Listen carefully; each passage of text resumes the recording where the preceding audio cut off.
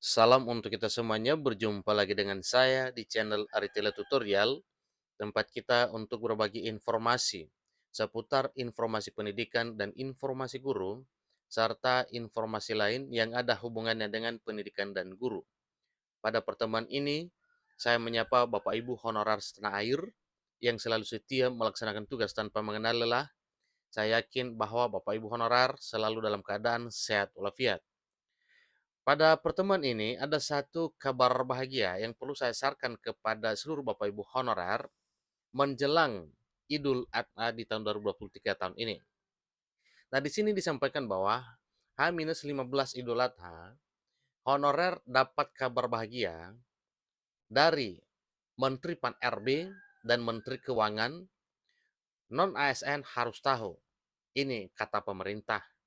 Nah, kira-kira apa kabar bahagia untuk Bapak Ibu honorer yang berasal dari Menpan RB dan Menteri Keuangan di tahun 2023 tahun ini menjelang Idul Adha?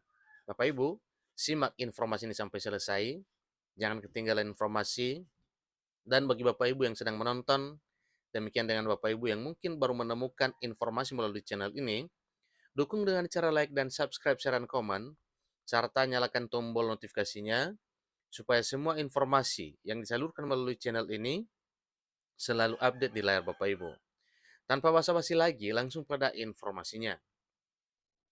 Pemerintah melalui Menteri Penekunan Aparatur Negara dan Reformasi Birokrasi, Menpan RB Abdullah Azwar Anas, dan Menteri Keuangan Sri Mulyani memberikan kabar gembira untuk seluruh tenaga honorer atau tenaga non-ASN menjelang Idul Adha di tahun 2023 tahun ini.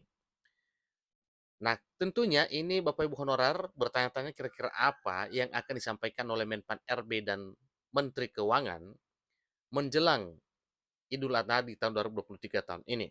Ikuti terus informasi berikut. Menjelang Idul Adha, Menteri Pan RB, Menteri Penekunan Aparatur Negara dan Reformasi Birokrasi, kembali menegaskan bahwa nasib seluruh honorer non-ASN aman. Ingat Bapak Ibu ya, yang disampaikan oleh Menpan RB di sini katanya bahwa nasib seluruh tenaga honorer aman. Menteri Keuangan bahkan merilis daftar gaji untuk seluruh honorer di Indonesia. Maka seiring atau sederet dengan apa yang disampaikan oleh Menpan RB, tentunya ada hubungannya dengan anggaran. Maka yang berurusan dengan anggaran ini adalah Menteri Keuangan. Kabar dari Menteri Pan RB dan Menteri Keuangan ini diharapkan dapat membuat suasana menjelang Idul Adha menjadi lebih nyaman untuk seluruh honorer non-aparatur sipil negara. Karena dipastikan tidak akan ada PHK massal honorer. Ingat Bapak Ibu ya. Jadi hal ini ya dipastikan bahwa tidak akan ada PHK massal honorer di tahun 2023 tahun ini. Kembali menegaskan tidak akan ada PHK massal honorer. Menteri Penekunan Aparatur Negara dan Reformasi Birokrasi, Menpan RB, Abdullah Azwar Anas, bahkan mengumumkan akan membuka lebih dari 1 juta formasi aparatur sipil negara pada rekrutmen CPNS 2023 dan P3K 2023.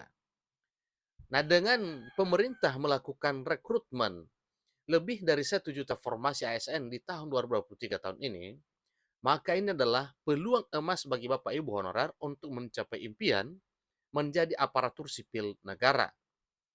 Baik dengan status P3K, demikian dengan status CPNS. Nah tentunya ini adalah sama-sama ASN tetapi jalur yang berbeda Bapak Ibu ya. Sama memang mengikuti seleksi tetapi statusnya berbeda P3K dengan CPNS. Sudah dipastikan posisinya aman. Pemerintah bahkan sedang mengusahakan pengangkatan semua honorer agar bisa menjadi aparatur sipil negara atau bisa menjadi ASN.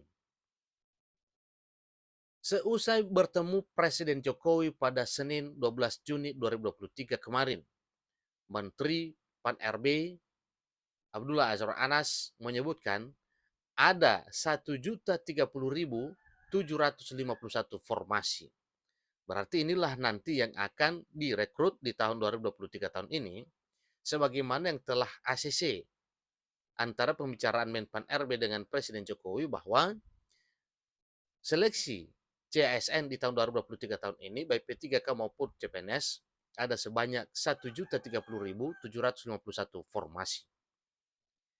Total formasi yang disiapkan itu terdiri dari calon pegawai negeri sipil atau CPNS dan pegawai pemerintah dengan perjanjian kerja atau P3K. Baik untuk kebutuhan di instansi pemerintahan pusat, demikian dengan kebutuhan di instansi pemerintah daerah. Menteri Pan-RB juga menyebutkan formasi prioritas yang sedang digodok untuk kebutuhan rekrutmen tahun 2023 tahun ini. Jadi di sini sampaikan katanya kami masih memaksimalkan validasi usulan dari kementerian, lembaga, dan Pemda, khususnya program prioritas bidang pendidikan dan bidang kesehatan. Ini kata Menteri Anas dikutip dari menpan.go.id. Nah tentunya ini juga adalah salah satu hal yang memang ya memacu percepatan rekrutmen ini adalah berdasarkan usulan formasi dari Pemda yang disampaikan kepada pemerintah pusat, dalam hal ini melalui Menpan RB dan BKN. Nah tentunya berdasarkan usulan formasi ini, maka itulah nanti yang diputuskan oleh pemerintah pusat untuk mengetuk palu bahwa sekian jumlah formasi yang akan dilakukan perekrutannya di tahun 2023 tahun ini. Sembari menunggu kepastian nasib untuk diangkat jadi aparatur sipil negara, Menteri Keuangan Sri Mulyani merilis daftar gaji honorer. Kementerian Keuangan telah merilis PMK nomor 49 tahun 2023 atau Peraturan Menteri Keuangan nomor 49 tahun 2023 yang isinya itu tentang standar biaya masukan tahun anggaran 2024.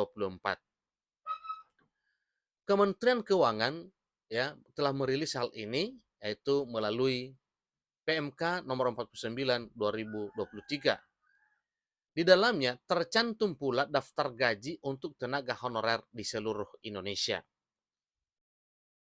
Dengan demikian, berarti pemerintah masih terus akan memperhatikan nasib honorer di Indonesia atau memperhatikan nasib seluruh tenaga non-aparatur sipil negara atau honorer non-ASN ini. Termasuk dengan cara memberikan nominal gaji yang layak setiap bulannya, sembari menanti pengangkatan melalui proses rekrutmen yang sedang disiapkan. Dengan kabar ini diharapkan bisa jadi angin segar menjelang Idul Adha bagi semua tenaga non-aparatur sipil negara yang sedang menantikan kepastian nasib dari pemerintah. Demikian informasinya. Semoga Bapak Ibu mencapai impian menjadi aparatur sipil negara di tahun 2023 tahun ini. Terima kasih.